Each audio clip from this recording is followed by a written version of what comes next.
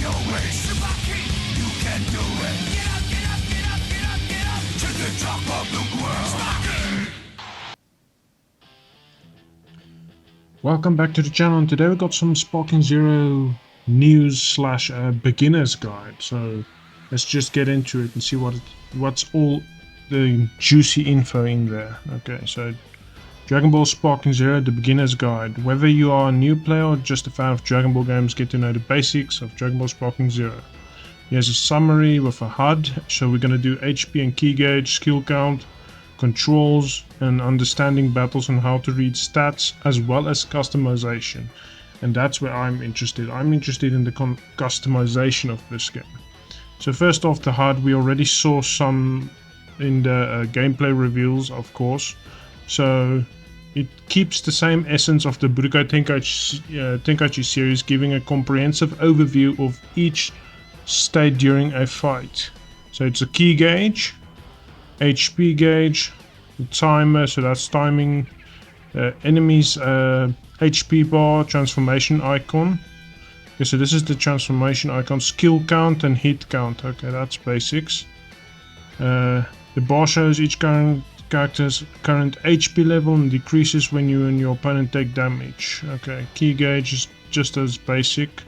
Like in the original anime, ki is the power that can be used to perform a super attack and other movements. To increase the ki gauge, you can either charge it yourself or it will slightly charge itself whether you hit your opponent with hand-to-hand combos. And once your ki gauge is maxed out, you can start filling up your sparking gauge to enter a special state known as sparking mode. Requires at least one skill gauge to enter the mode. It decreases as you dash or use ki blasts and blast attacks, in-game super attacks. Once the key becomes red, you will not be able to move until it returns back to normal. So that's basically a stun type of thing. Okay, skill count is used when you perform various moves such as transformations, fusions, and skills like super perception or revenge counter. It charges over time, as every time the blue bar is full, it adds one charge to the count. The transformation icon shows the amount of available transformations for each character. Hit counter displays the number of blows delivered and amount of damage dealt and received. The timer is the countdown when the fight starts. When it becomes 0, it's the end of the fight. Okay, controls, there will be standard controls. They say it's the recommended controls for the game, and classic enables you to enjoy similar controls as the previous Budokai Tenkaichi games. I know which one I'm going to be picking, of course. It's the classic. Okay, so the change in the controls will affect the QTE sequence controls. So standard and classic. So okay, standard controls. Guard, hold R1 and RB. Isn't that similar to Raging Blast? Oh no, I'm not sure, but I think it's similar to Raging Blast. To guard all attacks, it can be oriented with low guard, down RB, R1 RB, or high guard up R1 RB. Okay. And step short dashes by pressing X or A, and that's basically the same as Kakarot. When you move around and you press X, you actually vanish step in Kakarot, but this is more of a just dashing move. It's also the same in Tenkaichi, where you use it to dash. Okay, and ascend and jump by pressing L1 and LB. So when this is not the same as in Tenkaichi. Okay. Descend, you can crouch down or return to the ground by pressing L2. Okay, smash attacks can be used by pressing square or X. That is PlayStation and Xbox controls. And key blast throws can be used by pressing triangle or Y, also PlayStation Xbox controls. Rush chain enables you to deliver long combos by pressing square and X once to 4 times, and by pressing triangle Y. The footage shown demonstrates the move flying kick. which is activated by pressing triangle Y after single square X. Actions may differ from each character. Yeah, how I remember this move is usually with Vegeta's attack. He added that barrage. Okay. Rush chain. Key charge. You can charge a key by pressing R2, LT to strike, key blast, and super attacks. Now that's why I'm going definitely for the classic controls, because if I'm correct, the classic controls, the key charge will be. Let's just open this image.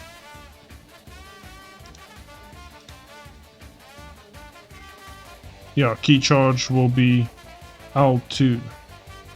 You're gonna use that. That is also the same as Tenkaichi.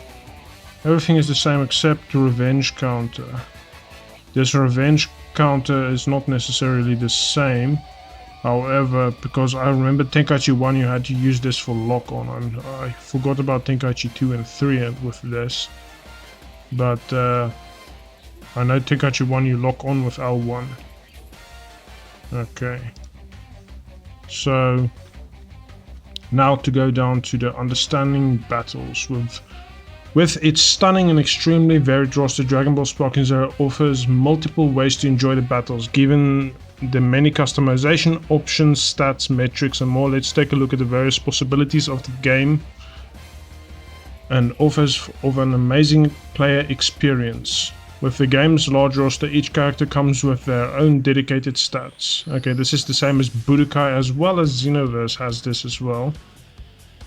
And Tenkaichi had it as well, but I think the stats were a little bit different, but it's generally the same. Each character has their own stat tree that can be influenced by customization, transformation, or current state, form, or fusion. It displays the following metrics. Special attack increases the strength of blasts and ultimate attacks. HP, that's not need to be described. Combo, this increases the damage dealt by combos. Okay, and key, so if you stack combo, you can, if you do well in combos, you can deal a lot of damage like this. Okay, and key, high key stats allow the character to perform stronger key blasts and or charge their key faster. So, okay, this attack, the stat increases the power of smash and hand-to-hand attacks. So you can build your own specialized version of a character. Well, it's basically the roster. It's not like Xenoverse and stuff, but you can increase stats and use it to your advantage, just like Tenkaichi. Customization. In Dragon Ball Sparking Zero, you'll be able to customize every character in the game to make them fit your taste and playstyle. Now, here's the juicy part. Okay, we have outfits and accessories. Now that's cool. I wonder what accessories will do. Okay, let's go. Outfits. You can change the character's outfit based on your unlocked costumes. Note that this change is only cosmetic and does not have an impact on the character's stats, but can sometimes change the moveset when equipped. That's also cool. Okay, and accessories. You can choose to equip some specific characters with their anime accessories to reproduce their famous moves or partially change their look, like the Halo, Scouter or Aura. Aura changing is back. I wonder if they're gonna allow you to do the same thing as what you Raging Blast 1, I think 2 had it as well, where you can change the aura of characters to other characters' aura type. Like I remember I equipped Broly's Z Broly's charging up. It had a wave type of charge. The whole screen went green and you can see this wave. Now you can, I remember in Raging Blast you equip that like on any other character, it can also do that. So that would be pretty cool if it is like that. But even if it's not, you can still customize your aura, which is quite cool. Now the type, this defines the additional characteristics and abilities based on the character type you selected. Okay, ability item, you can enhance character's ability, speed, strength and HP through capsules and customizations. So customization is coming back.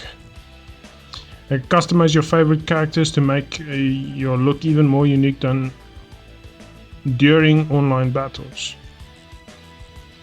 Okay, there we have it. I'm very excited about this customization. I'm very glad I brought that back.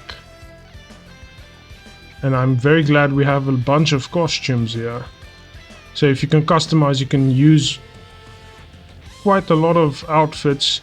Like in Xenoverse, you couldn't transform to Super Saiyan with the Super costume.